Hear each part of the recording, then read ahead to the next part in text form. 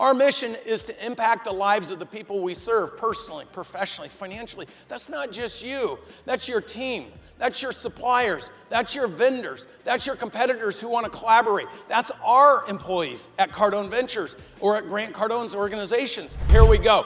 Let me show you something. There's $68 trillion of wealth transfer happening over the next 15, 18 years. $68 trillion because the baby boomers are dying off and they're handing their businesses and their net worth to people in their family.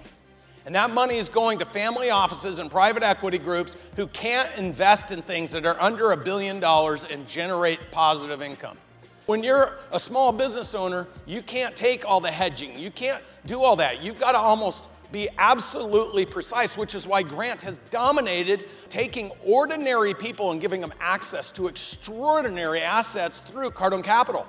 That was never available to an average human being. An average individual would not be able to tap into that until Grant Cardone said, enough is enough, we're going to start something that allows them to do it.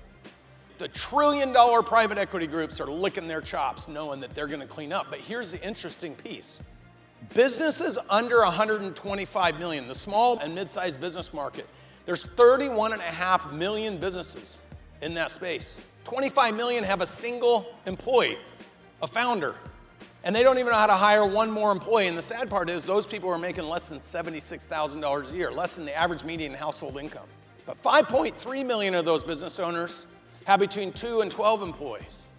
Only 600,000, a micro percent, a couple percentage points, have over 12 employees. They make up 2% of businesses that are under 125 million that are greater than 3 million. So you notice there's not a lot of big businesses, but here's the thing.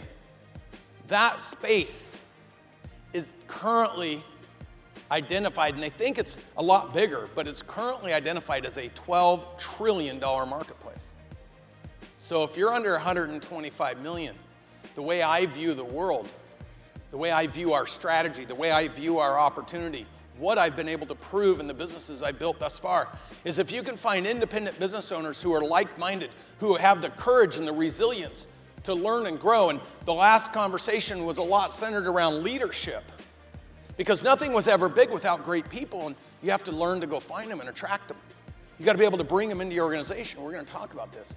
But see, when you're working by yourself, you don't figure that out. And here's an interesting thing. 80% of those 25 million people, they started their business because they didn't want a boss. They didn't want to be told what they do. They didn't want to be held accountable. They didn't want limitations on their earnings.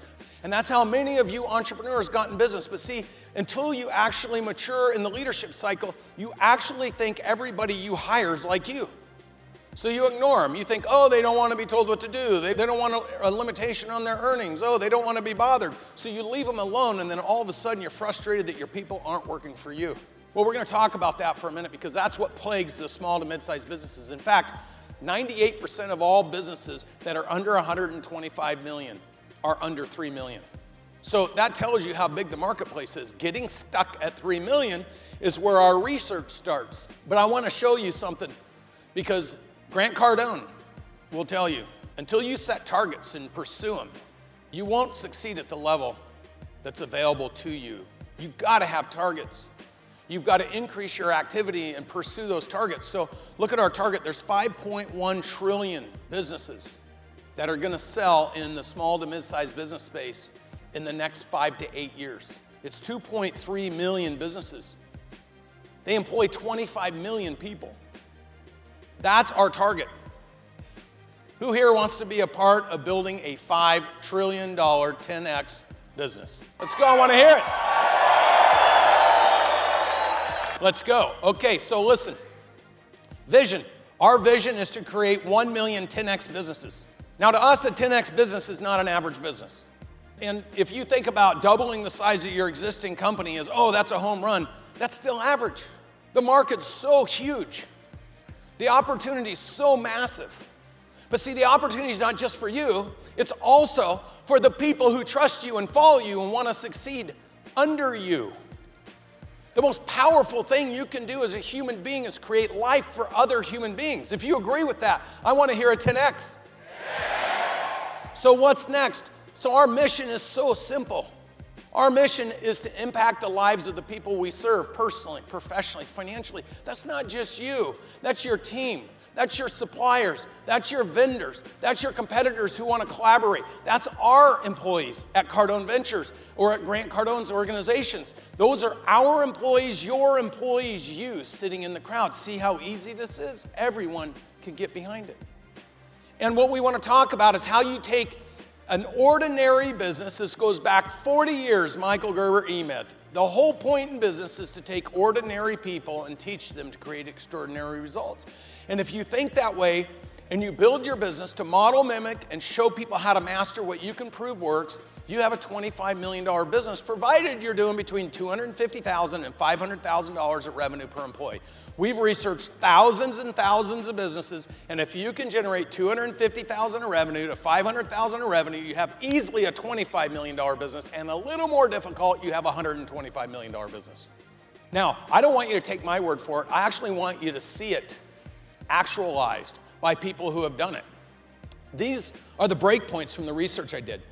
And I worked with FTI for 4 years out of Chicago, billion-dollar consulting group, to figure out why businesses fail, what allows them to succeed. And then in 2016, we hired IGS, spent another couple $1 million, refreshed all that. And what we wanted to know were what are going to be the hottest growth industries? What are going to be the industries that have convergence and disruption? If you don't know what convergence is, convergence would be, say, when Best Buy acquired Magnolia Hi-Fi and then put Magnolia Hi-Fis in all of the Best Buys and wiped out all the value and all the equipment for TVs and everything and put 8,322 audiovisual stores out of business in 6 months. That's convergence. But if you follow the cycle, 3 years later, all of a sudden a new industry emerges. It's called home automation.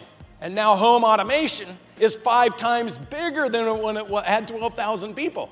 Because those 4,000 out of the 12,000 businesses that survived all of a sudden grew because they converged multiple things into one business.